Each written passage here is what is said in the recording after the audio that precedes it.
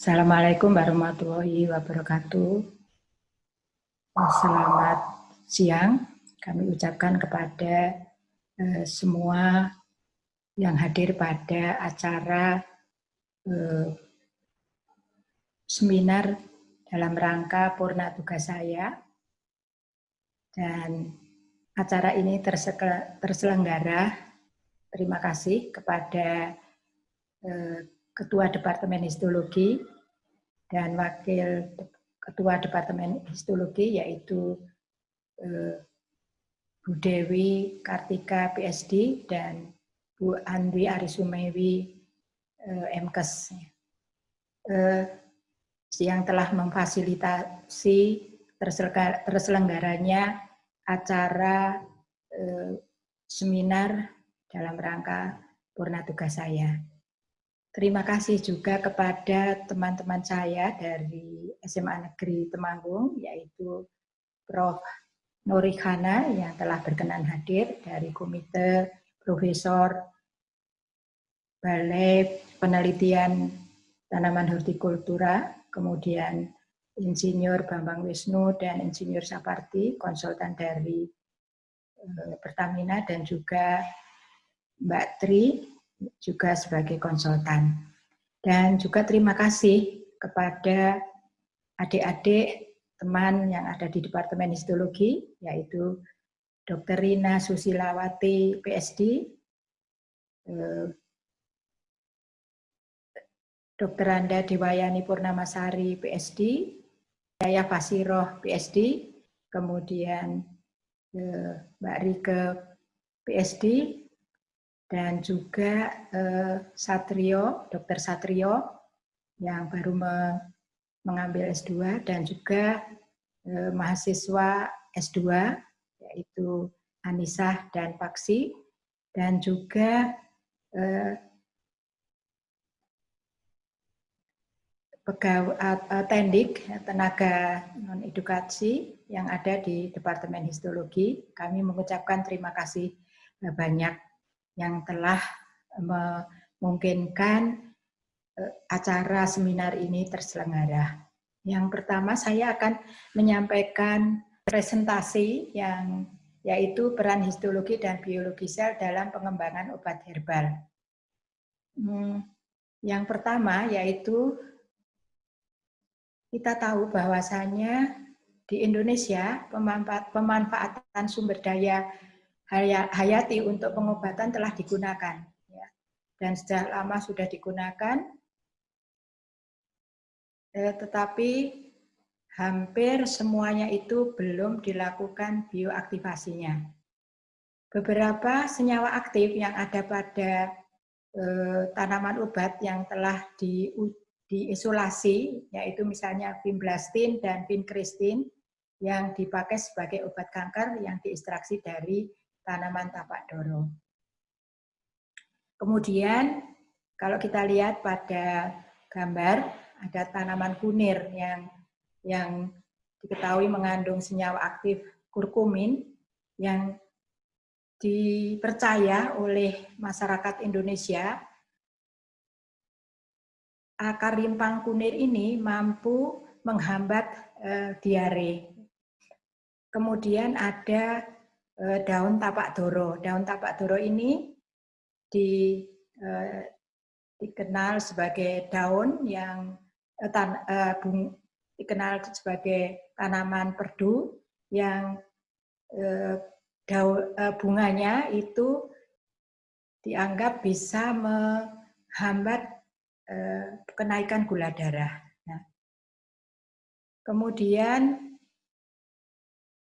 akan tetapi saya sudah menyebutkan tadi bahwasanya tanaman obat tersebut belum diuji bioaktivitasnya, jadi hanya berupa data empiris. Di Indonesia, tanaman obat yang digunakan oleh masyarakat Indonesia masih hampir semuanya itu masih sebutan jamu, masih dalam sebutan jamu, karena tanaman obat tersebut belum diuji, baik uji praklinik maupun uji klinik. Kemudian ada obat yang dinamakan obat herbal terstandar atau OHT.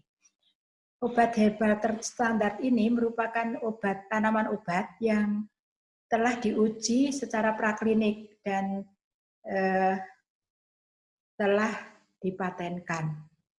Sedangkan obat yang telah diuji secara klinik, praklinik maupun klinik, dan telah distandarisasi, dipatenkan, yaitu fitofarmaka. Dan di Indonesia baru ada 62 obat herbal yang terstandar dan 24 fitofarmaka yang terdaftar. Ketersediaan tanaman obat yang sedemikian banyak yang ada di Indonesia, maka perlu dikembangkan untuk mendapatkan tanaman obat yang betul-betul yang sudah distandarisasi melalui uji praklinik dan uji klinik. Dan kemudian tentunya tanaman obat tersebut dapat diekstraksi, ya, ekstraksi atau disintesis dan diidentifikasi zat aktif yang ada pada tanaman obat tersebut.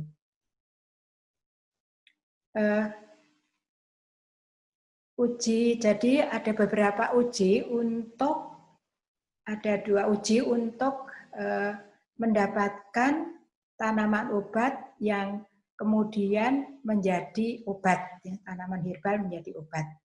Yang pertama, uji praklinik.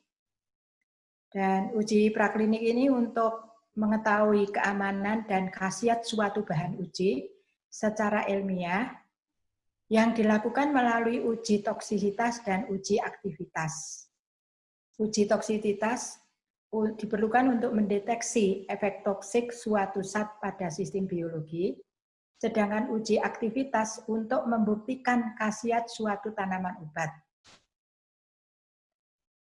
Pengujian biasanya menggunakan beberapa dosis untuk memperoleh data dosis respon yang khas dari sediaan uji.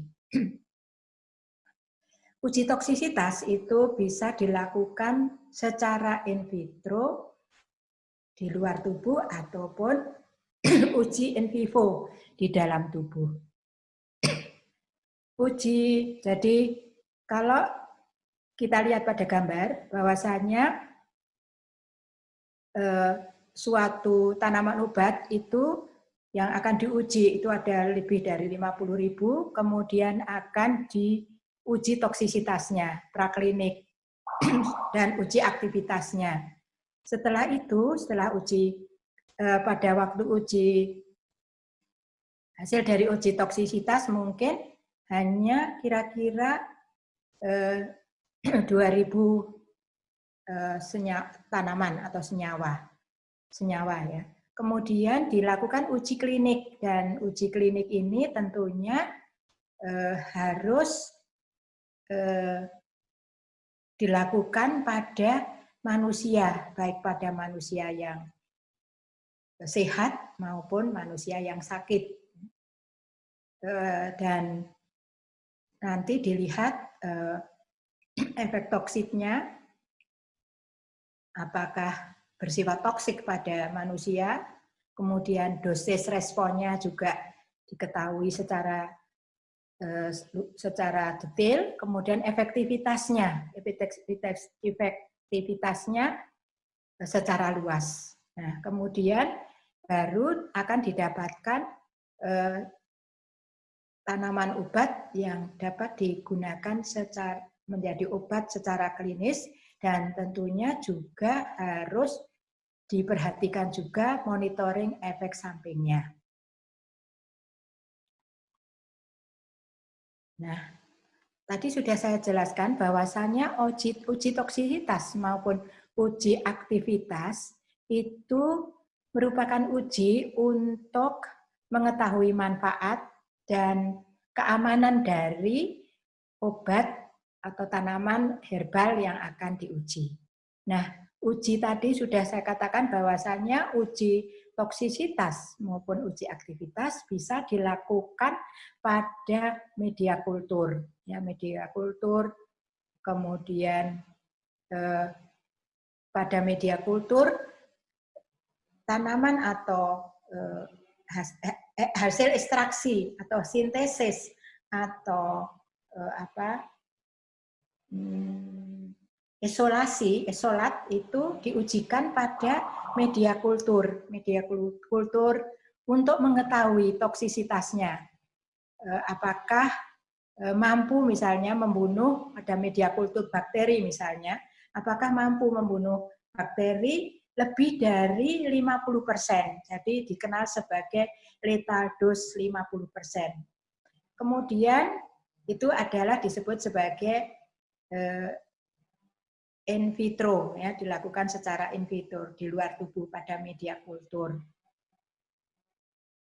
Kemudian uji aktivitas in vitro yang dilakukan untuk mengetahui manfaatnya dari tanaman tersebut, maka dikenal sebagai uji aktivitas karena mengetahui manfaat dan titik tangkap tanaman obat pada tingkat sel.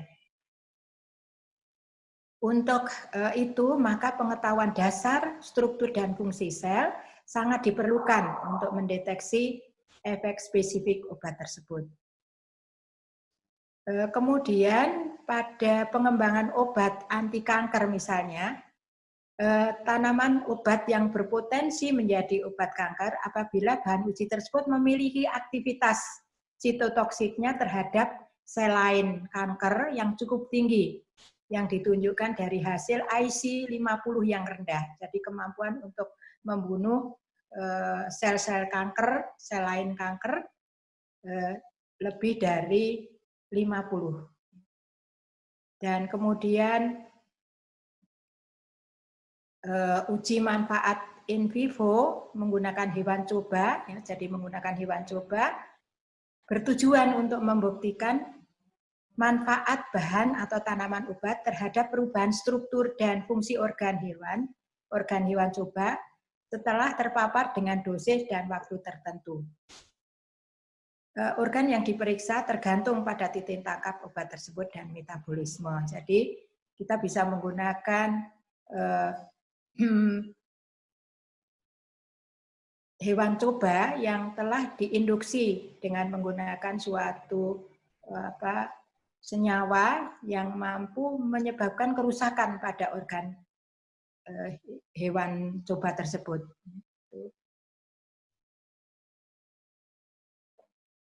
Kemudian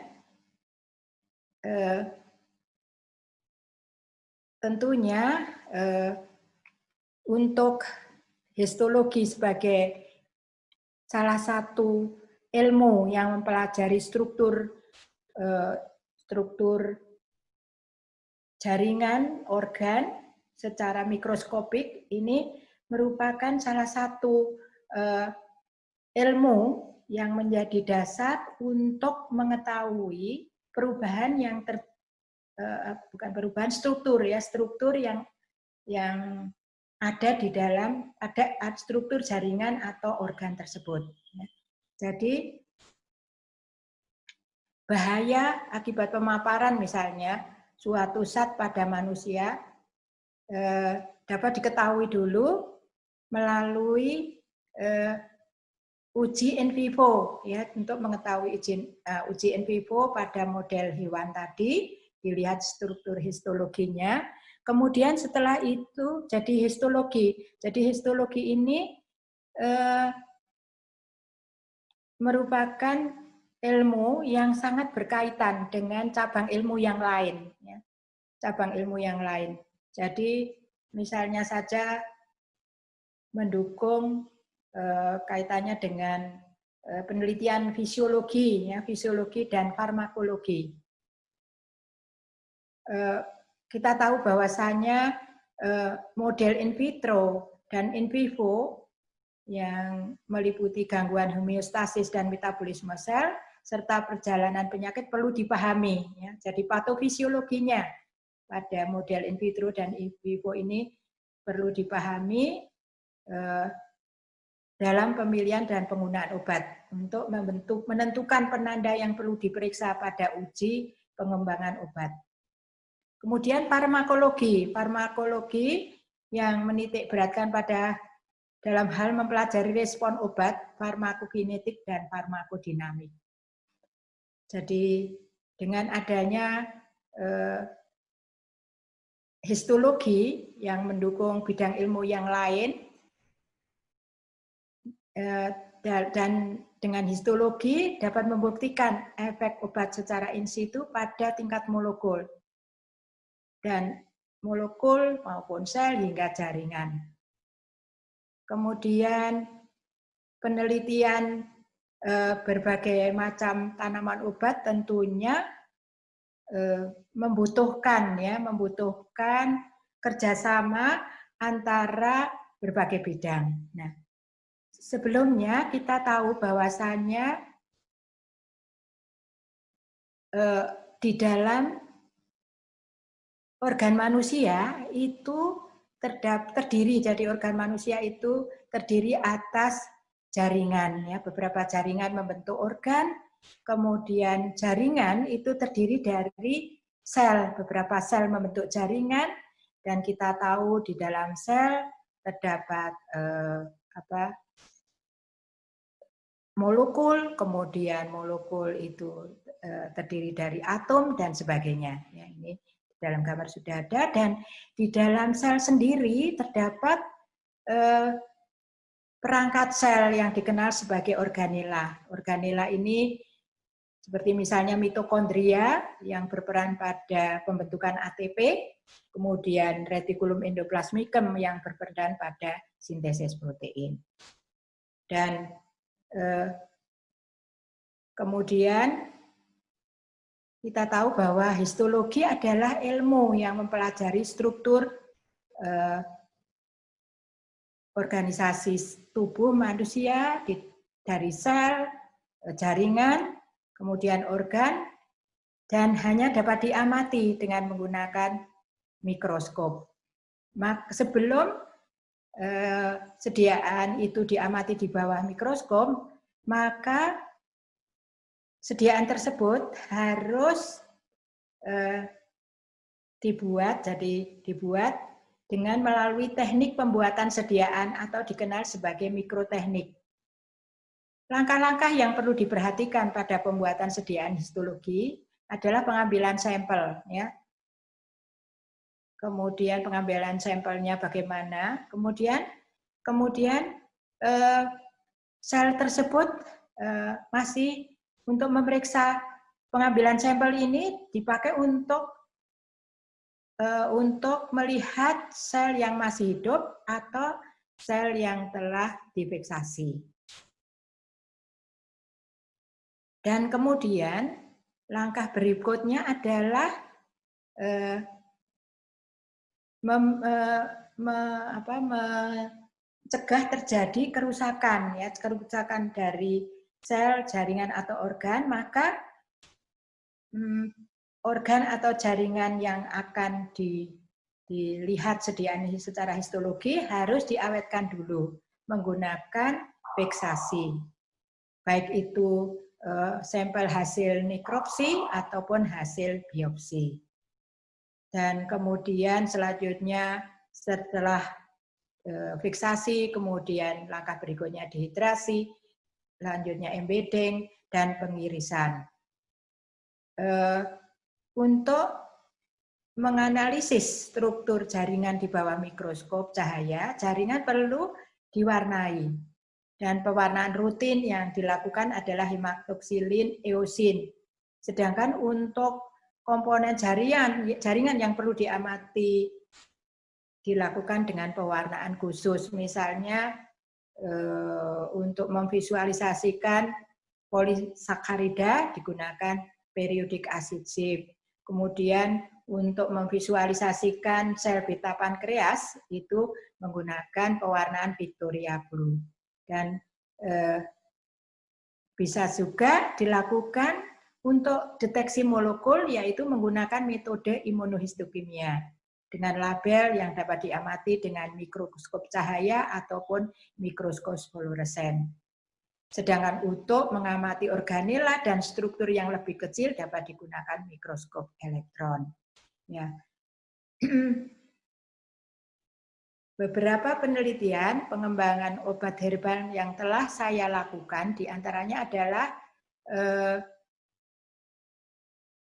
menggunakan jus, ya, jus dari biji delima, yaitu Punica granatum, yang dipaparkan pada tikus yang telah diinduksi dengan karbon tetraklorid. Maksud dari pemberian karbon tetraklorid adalah untuk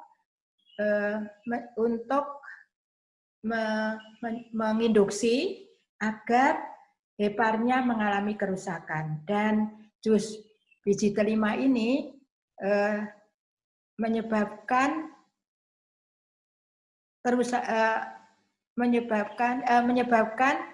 perbaikan pada kerusakan hepar. Jadi akibat induksi karbon tetraklorida.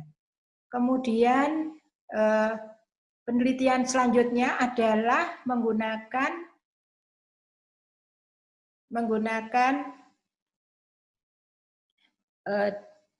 daun mahkota dewa, yaitu bersama Cita Lestari, bersama Bu Anwi dan Pak almarhum Bapak Gufron, dan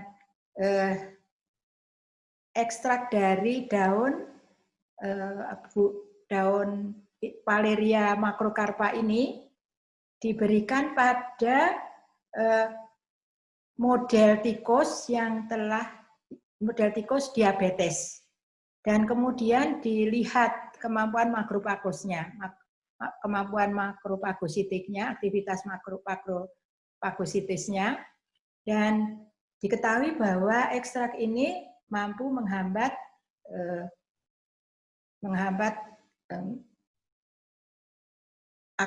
mampu menginduksi aktivitas fagositik makropag. Ya.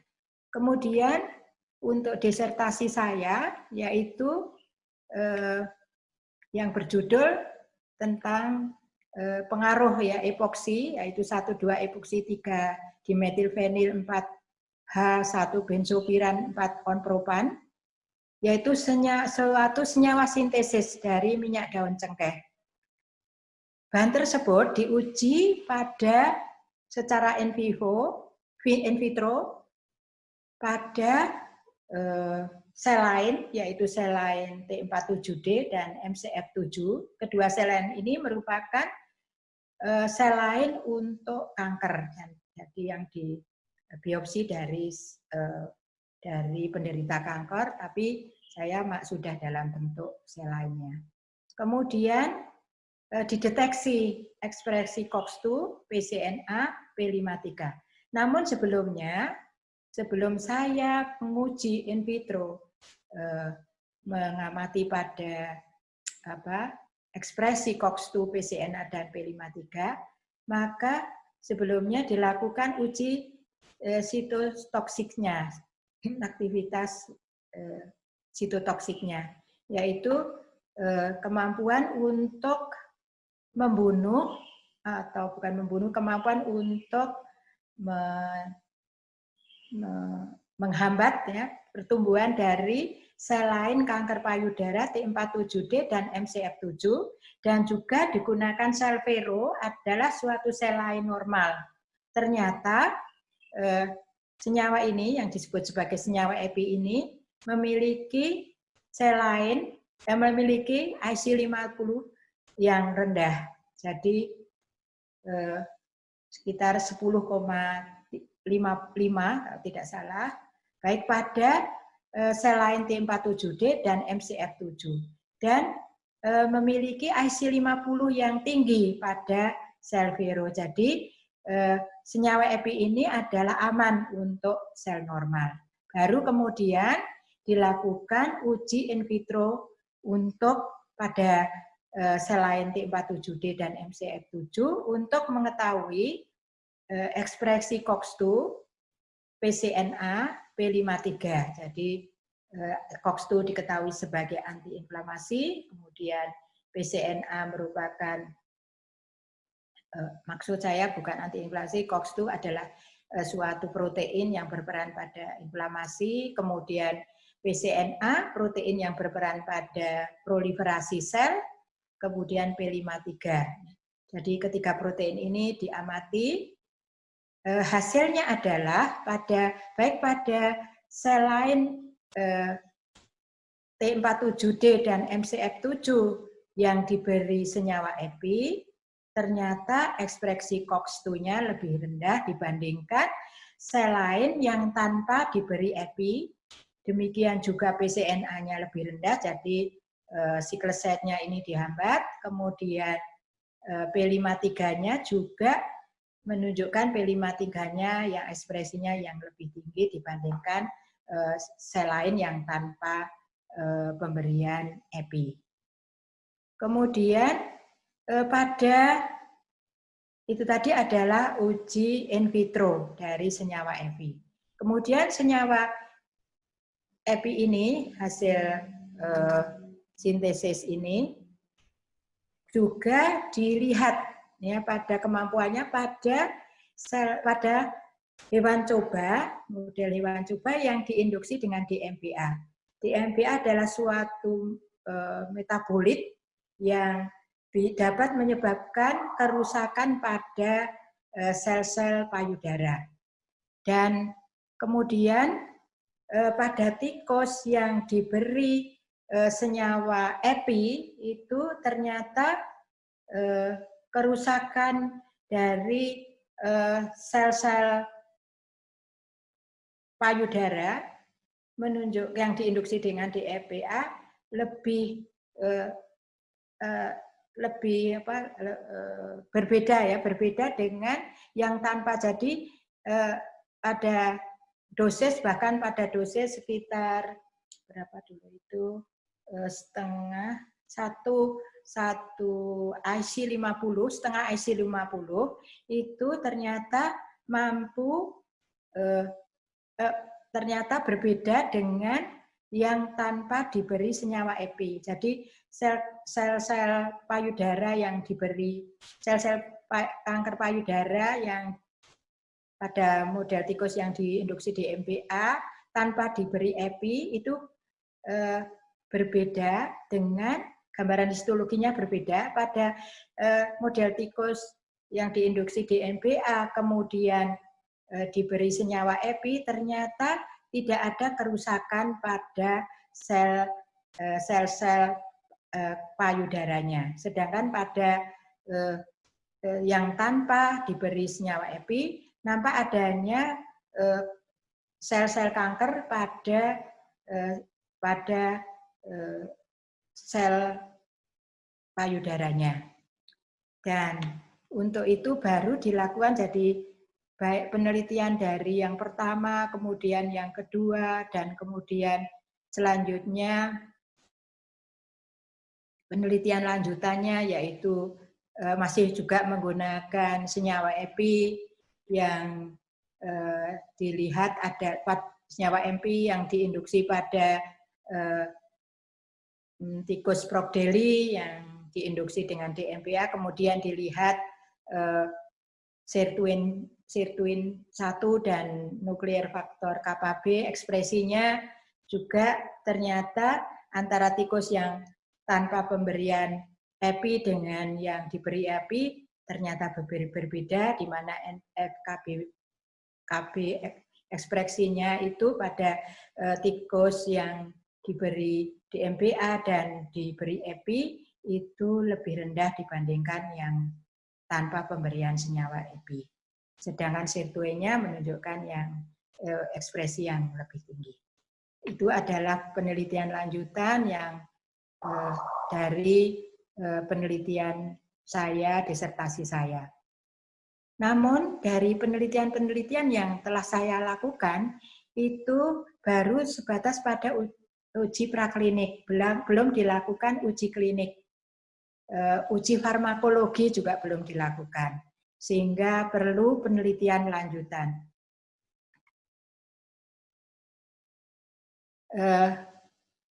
Jadi untuk penelitian tentunya bagi peneliti muda sebelum mengamati, sebelum melakukan penelitian praklinik, uji in vivo maupun in vitro maupun in vivo, maka perlu pemahaman dulu tentang biologi sel dan molekuler, kemudian histologi, dan yang tidak kalah penting adalah penggunaan mikroskop.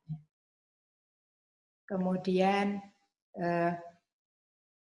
untuk uji praklinik melalui uji toksisitas dan uji aktivitasnya tentang kemampuan berbagai tanaman obat dalam bentuk ekstrak, sintesis, dan isolat dalam media kultur, pada hewan model yang diinduksi senyawa agar terjadi kerusakan pada jaringan maupun organnya yang telah banyak dilakukan. Dan saya tadi sudah menyatakan bahwasanya kesemuanya itu belum dilakukan uji yang klinik, uji yang lanjut. Nah,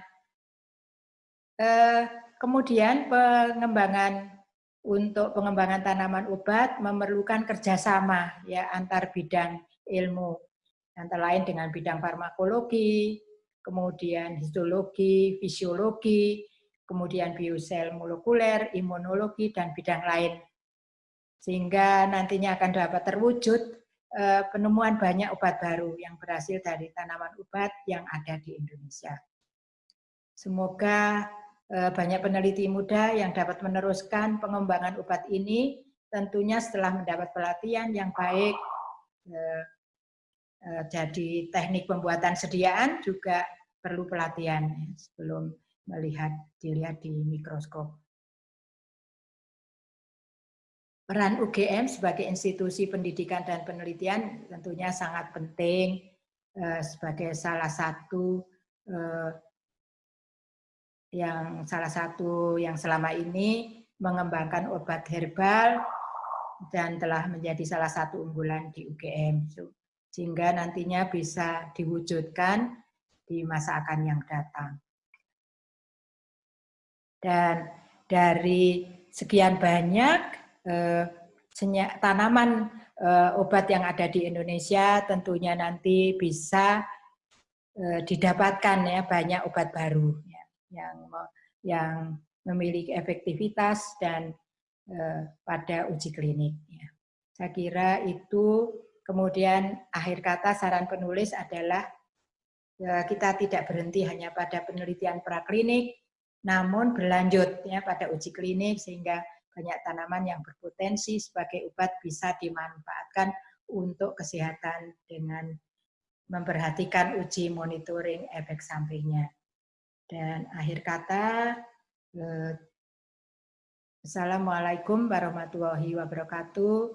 Semoga penelitian berkelanjutan bisa segera terwujud dan akan mendapatkan banyak obat baru yang tersedia dari tanaman obat yang ada di Indonesia. Terima kasih.